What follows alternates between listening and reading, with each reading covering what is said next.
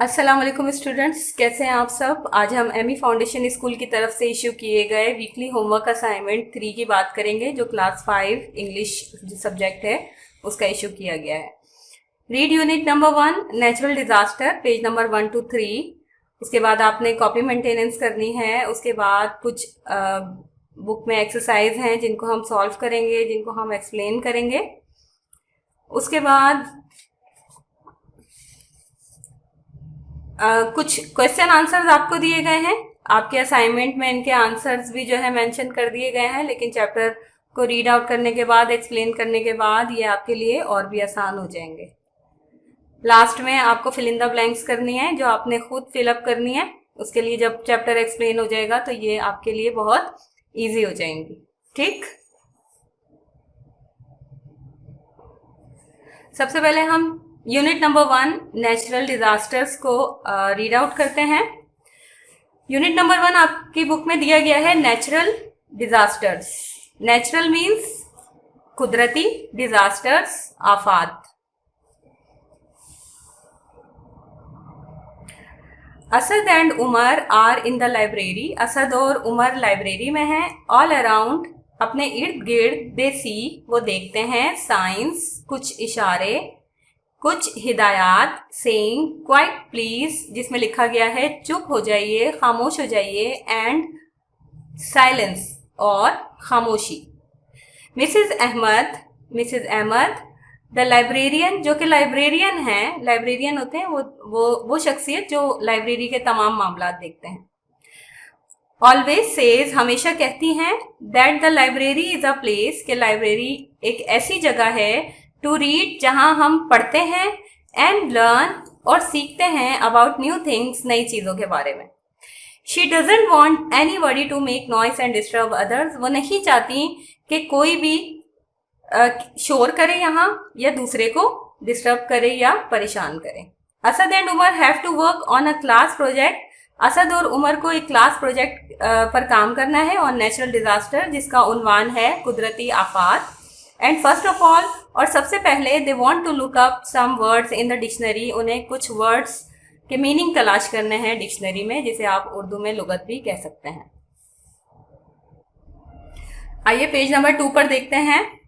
Umar tales Asad, Umar Asad से कहता है, टू अरेंज द वर्ड्स, के अल्फाज को तरतीब देते हैं, इन अल्फाबेटिकल ऑर्डर, हुर्फ तहज्जी के लिहाज से, फर्स्ट, सबसे पहले, सो दैट, ताकि, they can quickly locate them in the dictionary, ताकि वो डिक्शनरी में इनको आसानी से तलाश कर सकें। Now it's activity time. Can you help Asad arrange this words in alphabetical order, क्या आप असद की मदद कर सकते हैं इन तमाम वर्ड्स को अल्फाबेटिकल ऑर्डर में करने के लिए। आइए असद की मदद करते हैं। कुछ वर्ड्स आपको दिए गए हैं, like tornado, tsunami, flood, hurricane, earthquake. इनको हम सबसे पहले एज इट इज लिख लेते हैं, like tornado, tsunami, flood,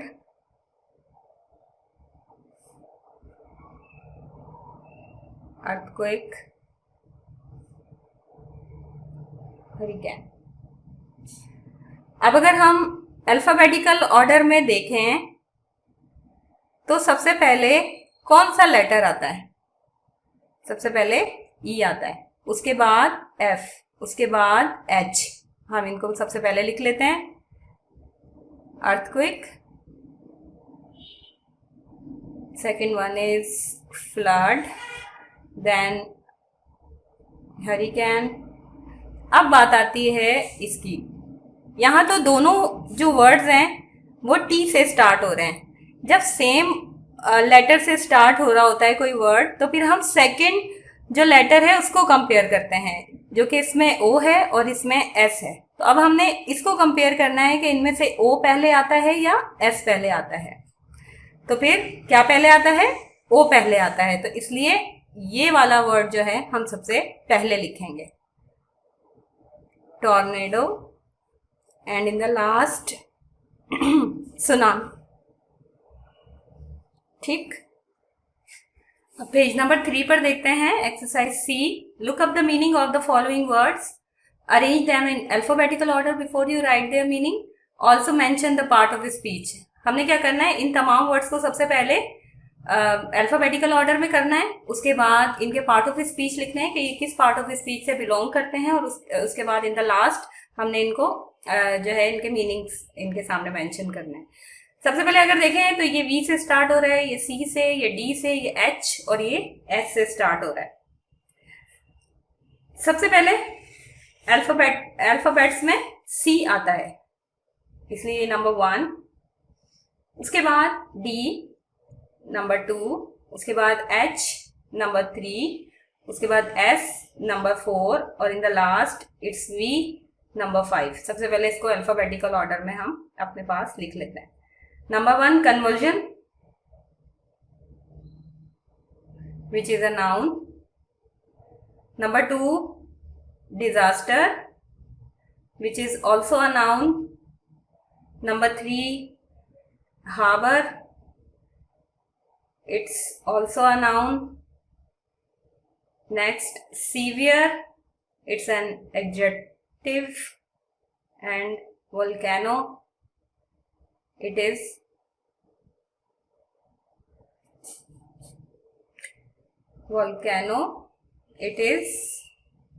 a noun। आइए अब इसके मीनिंग लिख लेते हैं। Conversion is a sudden movement. Disaster is a sudden natural accident। Harbor is a place on the coast। Severe means intense, and volcano is a hill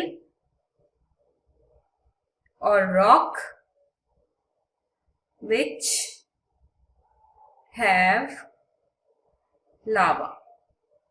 ठीक है, ये exercise भी आपकी पूरी हो गई। Now read on. I need more information, मुझे मजीद मालूमात की जरूरत है। सेज असद, असद कहता है let's ask Mrs Ahmad for help, आइए मिसेज अहमद से मदद लेते हैं। सेज उमर, उमर कहता है excuse me Mrs Ahmad, can you please help us, क्या आप हमारी मदद कर सकती हैं। सेज असद, असद कहता है यस ऑफ कोर्स, जी बिल्कुल। What can I do for you, मैं आपके लिए क्या कर सकती हूँ। Says Mrs Ahmad, Mrs Ahmad कहती हैं We are doing a project on natural disasters, हम नेचुरल डिजास्टर्स पर एक प्रोजेक्ट बना रहे हैं। We looked up some words in the dictionary, हमने डिक्शनरी में कुछ वर्ड तलाश किए हैं, but we can't get enough information on tsunami, लेकिन हमें सुनामी से मुतालिक ज्यादा मालूमात नहीं मिल सकी। सेज उमर, उमर कहता है That's because tsunami is a Japanese word, ये इस वजह से है क्योंकि सुनामी जो है वो एक जापानीज वर्ड है। दैट मीन्स जिसका मतलब है हार्बर वेव, जिसका मतलब है किनारे तक पहुंचने वाली या साहिल तक पहुंचने वाली ऊंची लहरें। इट्स प्रोनाउंस्ड, इसका जो तलफ्फुज है वो इस तरह है tsunami, as the t is silent, क्योंकि इसमें टी जो है वो साइलेंट है।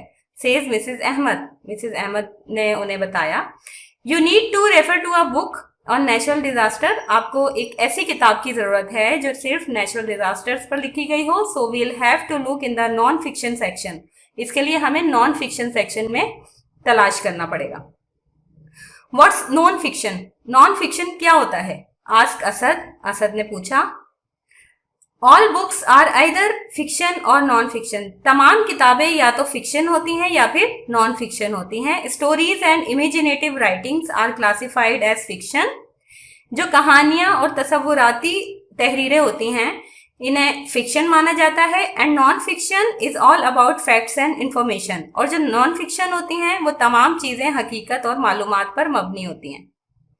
Says Mrs Ahmad, Mrs Ahmad ने उन्हें बताया while searching in the non fiction section, जब हम जो है नॉन फिक्शन सेक्शन में उन्होंने तलाश किया।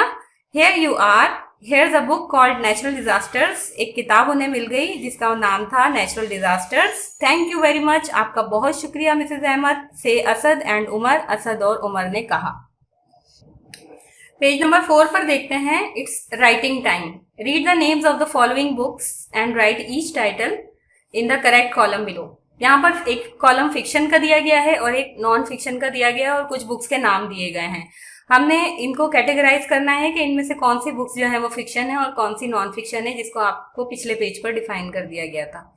Ali Baba and the 40 thieves, it's a story, so it is a fiction book. Ali Baba and the 40 thieves.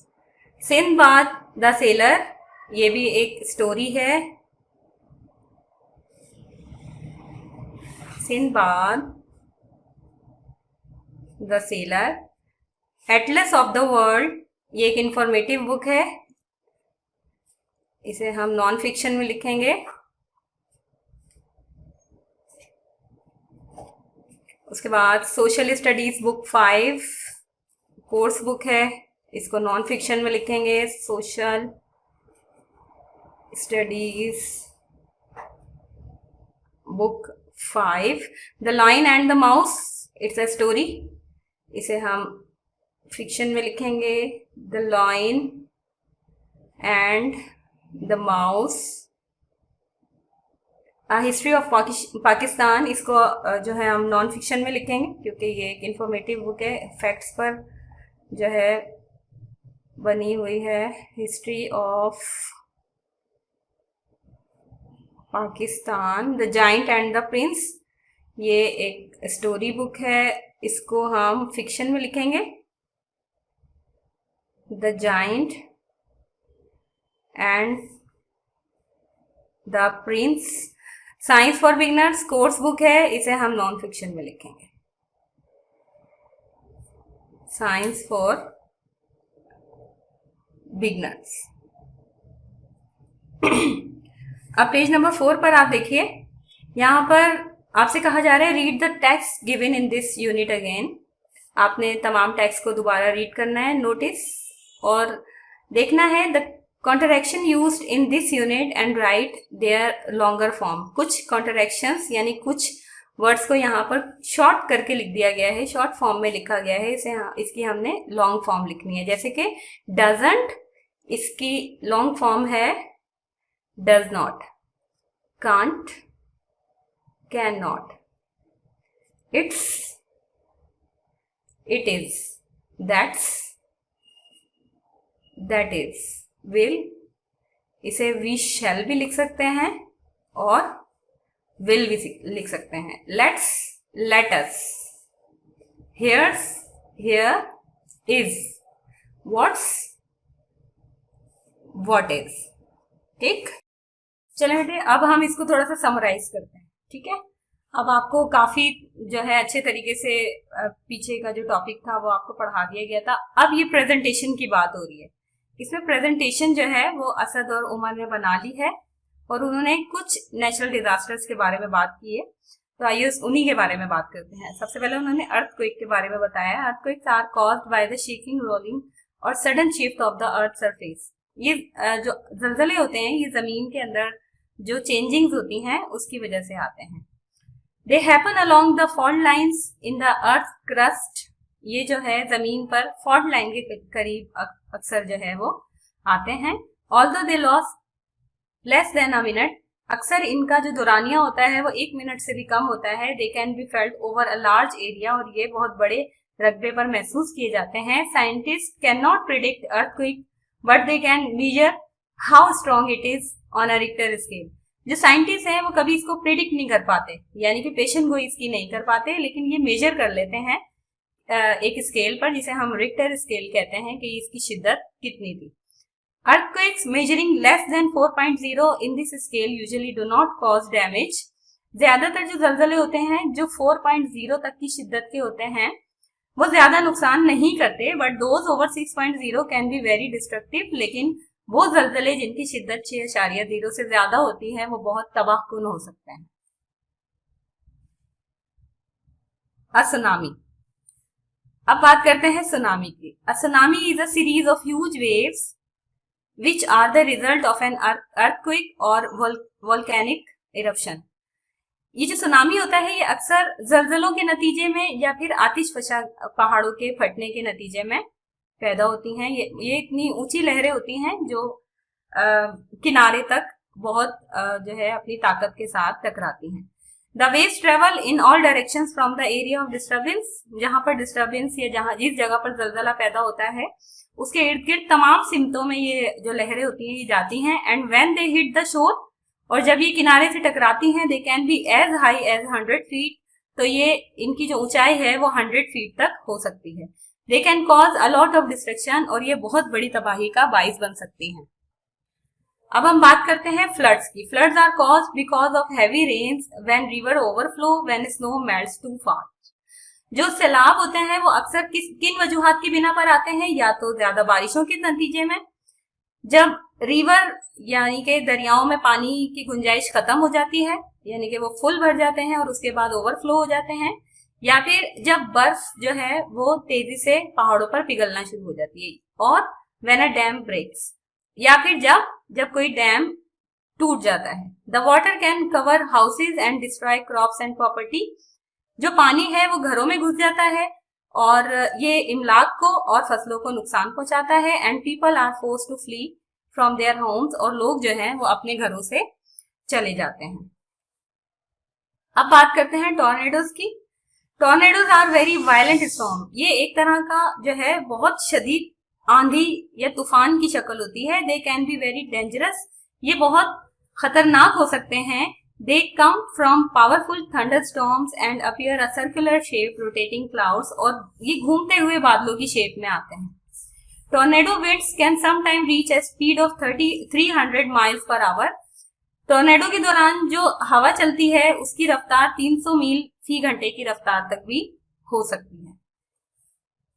Hurricanes की अगर बात की जाए, hurricanes are severe tropical storms. ये जो समुद्री तूफान होते हैं ये बहुत शदीद किस्म के तूफान होते हैं। They gather heat and energy through contact with warm ocean water.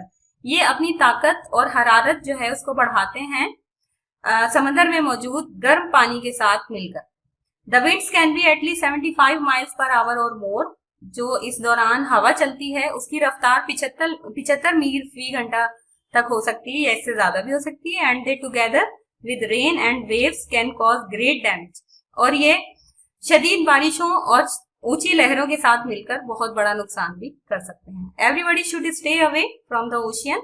हर एक को दूर रहना चाहिए समंदर से ड्यूरिंग ए हरिकेन वार्निंग। जिस टाइम हरिकेन की वार्निंग या जो है इसके बारे में खबरदार कर दिया जाता है कि समंदर में तूफान बन रहा है। चले बेटा आप कॉपी की तरफ देख लेते हैं। सबसे पहले आपने अपनी कॉपी में अपना नाम, अपनी क्लास और सब्जेक्ट मेंशन करना है। उसके बाद आपने इंडेक्स बनानी है जिसमें serial number, date, topic, page number और सिग्नेचर का जो है कॉलम आपने छोड़ना है। उसके बाद इस तरीके से आप unit number 1 natural disaster date के साथ टाइटल पेज बनाएंगे। फिर इस तरीके से आपने क्वेश्चन आंसर जो है वो लिखने हैं अपनी कॉपी में। क्वेश्चन नंबर 3, 4, 5, 6 आपको मेंशन कर दिए गए हैं असाइनमेंट में। उसके बाद ये लास्ट में फिल इन द ब्लैंक्स दी गई हैं जो आपने अभी चैप्टर रीड आउट किया है उसमें आसानी से मिल जाएंगी। आपने ये खुद फिलअप करनी है। इंशाल्लाह अगले चैप्टर की रीडिंग के साथ, लेक्चर के साथ आपसे दोबारा मुलाकात होगी। अल्लाह हाफिज।